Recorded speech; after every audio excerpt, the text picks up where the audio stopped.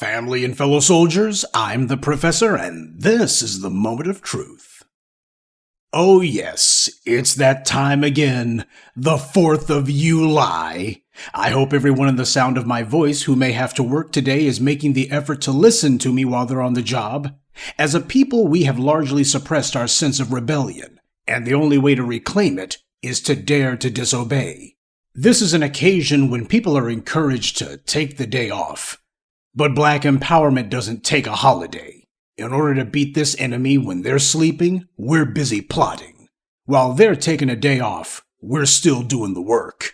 And even if your situation compels you to have to work on this day, you make sure that you connect to the black media. You make sure that your mind is in the right place, even if your body can't be. Since the earliest days, brothers like myself and TBA have made it a point to not take a day off on these so-called holidays. Because it doesn't matter whether it's Thanksgiving or the 4th of July. For the black grassroots, it's just another Tuesday. This is how we show our contempt for the trappings and the things that our enemy holds dear. Dr. Ben said that as black people, we have to exercise self-determination, and instead of begging these white supremacists for a holiday, we should take a day. That's why I make it a point to remind my listeners about our holy days. The days when we remember our heroes and sheroes who were born or ascended. And there's plenty more, by the way. We have a rich and incredible history of people and events that have marked how we blessed and built the modern world, from its economy to its industries to the modern enlightened mindset. We are constantly imitated, but will never be duplicated, though everyone and everybody tries. Everything that is good about this racist toilet masquerading as a nation is because of us. We are the ones who drag this clavern into something resembling civilization. When people around the world think about the philosophical underpinnings of the United States, whatever they consider to be the good and altruistic aspects of it, they're referencing what we did, the ideals that we brought into the world and that we fought for, because everybody else fought against it. Years ago, I taught you about how countries indoctrinate their citizens and the world, and what's true for the individual is also true for the group. So when we talk about a person's autobiography, we always start off from the beginning, their origin story. Now, when someone is a person of true importance or an exceptional individual, nothing about them can afford to be normal. Not even their birth. It's like that old joke about how every politician wants you to believe they were born in a log cabin that they built themselves. The same applies to nations. The concept is called a national myth. National myths are meant to give people the idea that a nation was born in virtue, or born in power, or born in the spirit of pure brotherhood, or whatever branding that the nation wants to bestow upon itself. It's a way to establish in the minds of people what the national character of a country is supposed to be. Take Rome, for example. The national myth about Rome was that its founders, Romulus and Remus, were abandoned by their mother and raised by a female wolf who even nursed the little brats. Now, put aside how ludicrous it is to expect anyone to believe that a wolf would take 2 babies back to its den rather than make them into tender victuals. But somehow this wolf must have taught these kids Latin too. Of course, the point of the myth was to reinforce that Rome was a martial state, and that its ferocity was derived from the fact that its founders were apparently so animalistic and bestial they could safely be raised by a wolf. You see, Rome is where we get the term martial from. It comes from Mars, the Roman god of war. Rome was a nation founded for the sole purpose of preying on other countries by using their military. A nation totally devoted to warfare, but warfare as a means of stealing what other countries had. Their land, their wealth, their people. Rome also made it a standard practice to carry out the most brutal forms of warfare against countries outside of its borders and to practice the most bestial and horrifying means of murder and torture against those within Rome's domain. How do you valorize that? By indoctrinating the citizens that their country was founded by 2 demons who were so ferocious they were raised by wolves, and that this means no other country better mess with them. What it did was it convinced Rome's citizens that it was the Roman military's brutality that got them all of their wealth, but also made it where they were quote-unquote safe. Well, that is, until they weren't.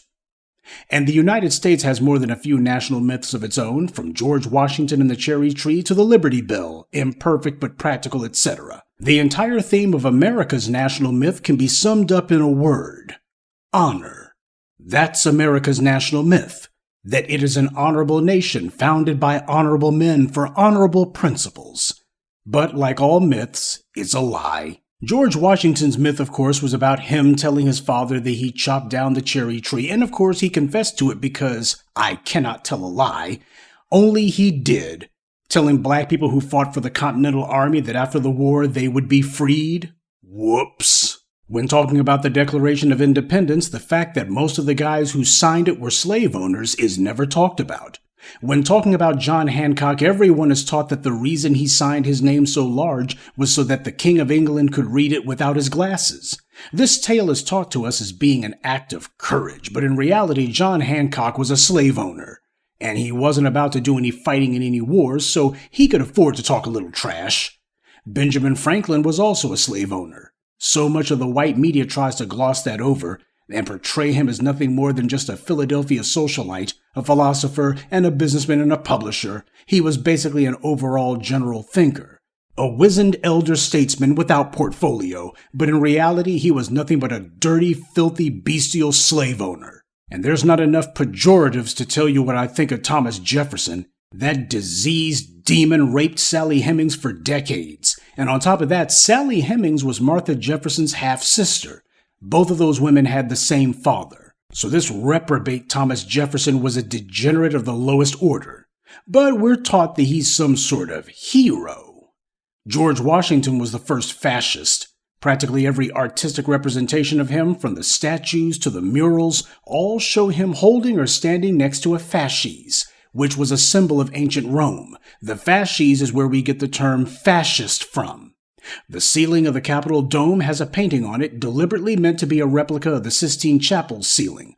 Only in this one, they have George Washington sitting in the place of God. That painting shows Washington flanked by angels, one of whom is holding a fasces. This country has taken a gang of rapists, murderers, animals, and elevated them to the level of idols. But then again, why not? These are the criminals who slaughtered, raped, and stole in order to create the white privilege that so many of these racists are utterly dependent upon. And when you look at how rape-happy these white supremacists are, you see that they are exactly like their putrid satanic idols. The times change, but evil people don't. The idea is to indoctrinate you to worship these perverts, and they get mad at us because we refuse to bend the knee to the evil they represent. And worse than that, we've got the guts to tell the truth about the bastards and they just can't take it. We have to tell the truth about these bastards. As the black media, we cannot afford to allow you to believe in lies. Because when people believe in something, they'll be willing to fight for it. And if you can make them believe in it enough, they'll kill for it or even lay down their lives for it. White supremacy's use of lying narratives about this country's founders and about the nature of this country has been a key part of getting people to fight for the ruling white power for over 245 years. Tell them a story, make it sound honorable or otherwise moral, and then lie to the people and tell them that these fairy tales somehow have something to do with them. That is, until black people come along and start saying who these men really were, what they really stood for, and why there was nothing moral about them or the nation that they founded. When people hear this truth, they become demoralized. After all, who wants to give their lives for that? And so we see white power trying to shut us up, banning history books, because thanks to us, people are finally starting to read them. Now, what does it say about a nation that it has to lie so much about its founders that it demands that most of the facts about its own origin not be mentioned? Shouldn't a nation be proud of its founders and what it's done? This country and its propagandists tell endless lies about this country's honor because they can't face up to its overwhelming hypocrisy. Land of the sleaze, home of the depraved. If the 4th of July was all about overthrowing British rule, then why is it that the Brits don't seem to mind at all? Many of them have done the same as many ethnic Russians have done in recent years, making common cause with the Germans over white identity. Everybody knows that in France right now, those North African immigrants are ripping that country a new rear end because a teenage Muslim was killed by police. As much as the British and the Americans mock and ridicule the French, you would think they'd be laughing at the French government, but they're not. When the British royal family heard about how the French monarchy had been rounded up and slaughtered by their own people, the British royal family didn't rejoice. They didn't gloat either. In fact, the British royal family was horrified and terrified that this event even happened, because the British royal family had been doing the same thing to their own English subjects. They identified far more with the French monarchy than they did with their own people. And the same thing goes for the 4th of July.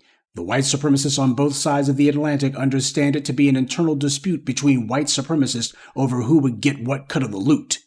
But the essential mission of maintaining the oppression of black people was what truly mattered. The 4th of July is only worth remembering for one thing and one thing only, because it reminds us that we are not free. Yet. We still have to overthrow our oppressors. This so-called national holiday only serves to remind us that there is no independence until we have our own.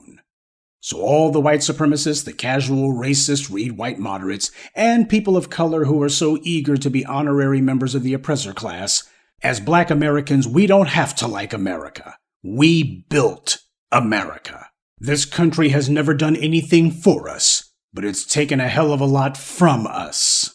This country wants us to remember a phony, honorable past that never happened. Well, I'm going to remember the reprehensible past that actually did. And I know it's a day off, and that's fine. Nothing wrong with that.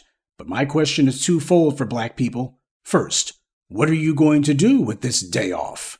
And secondly, we will not come into our own until we have developed enough pride in ourselves to make our own holy days into special occasions. When we get as enthused and eager for a cookout on our own holy days, when we save our enthusiasm for occasions that honor and magnify us, then and only then will we be able to say we are mentally independent. Good day, and be one. I'd like to take a moment to mention some of our contributors: Joel Hunton, Burkett Cochrane, Sherman Marshall, Black to Deaf, and Roxanne Allen. Salute to them, and thank you to everyone for listening, liking, and sharing this message. Black empowerment only exists because of you.